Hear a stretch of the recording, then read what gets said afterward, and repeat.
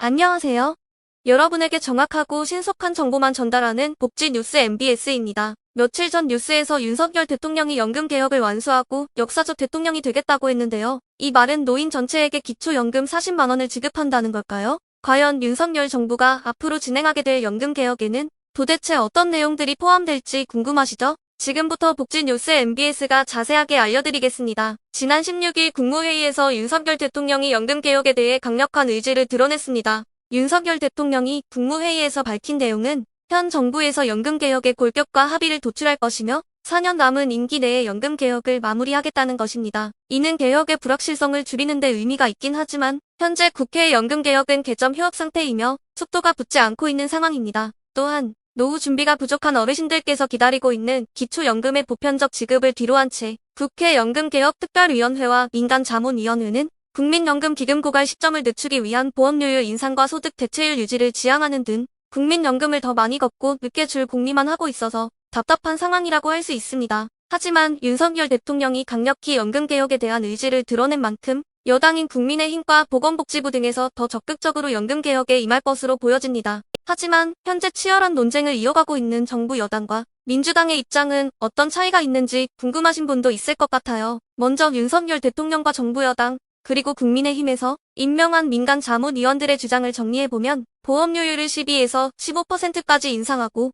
소득 대체율은 현행 40%를 유지한다는 것입니다. 기초연금 방안은 두 가지로 나눌 수 있습니다. 첫 번째는 지급 대상은 현행 소득 하위 70%를 유지하면서 매년 물가 상승률만큼을 인상해 임기 마지막 해인 4년 뒤 40만 원을 지급하겠다는 것입니다. 두 번째는 지급 대상을 40에서 50%로 줄이고 월 지급액은 50만 원까지 인상하는 것입니다. 한편 민주당에서는 국민연금 보험료율을 12에서 15%까지 인상하고 소득 대체율은 45에서 50%까지 인상하겠다고 하며 기초연금 방안으로 소득 하위 70%에게 40만 원, 상위 30%에게는 20만 원씩을 차등 지급하지 않고 30만 원씩을 지급하자는 주장을 하고 있습니다. 이렇게 정부와 야당에서도 서로 다른 연금 개혁안을 논의하고 있는 상황입니다. 그러나 국민연금 기금이 고갈될 위기에 놓인 상황에서 단연코 필요한 것은 연금 개혁입니다. 따라서 정치권은 국민의 표심뿐만 아니라 현실적인 문제를 해결하기 위해 국민적 합의와 협력이 필요합니다. 현재 대한민국은 출산율 감소와 초고령화 사회를 맞이하고 있습니다. 이에 따라 어르신들을 위한 복지 정책 역시 매우 중요한 이슈 중 하나입니다.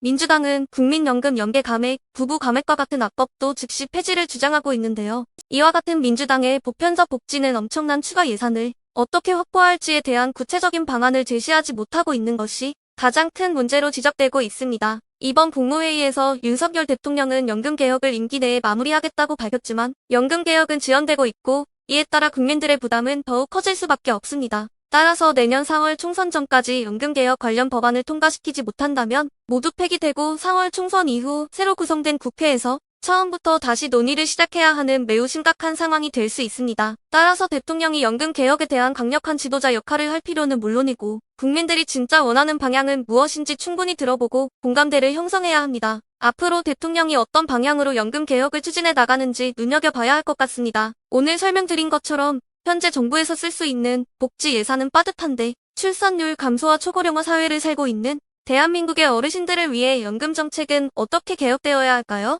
먼저 국민연금과 직역연금과의 통합을 포함한 연금개혁의 논의가 신속하게 진행되어야 하고 정부 여당의 주장대로 기초연금을 어려운 분들께 두텁게 지급하는 것도 중요하겠지만 이 또한 결국엔 또 다른 갈라치기의 시작일 수 있습니다. 따라서 기초연금을 만 65세 이상 전체에게 지급하는 보편적 노인 복지를 먼저 실행한 후 국민연금, 기초연금, 건강보험 등 어르신들의 노후 생활과 노령연금에 밀접한 영향을 미치고 있는 연금정책 개혁안을 철저하게 마련해야 할 것입니다. 저희가 오늘 준비한 소식은 여기까지입니다.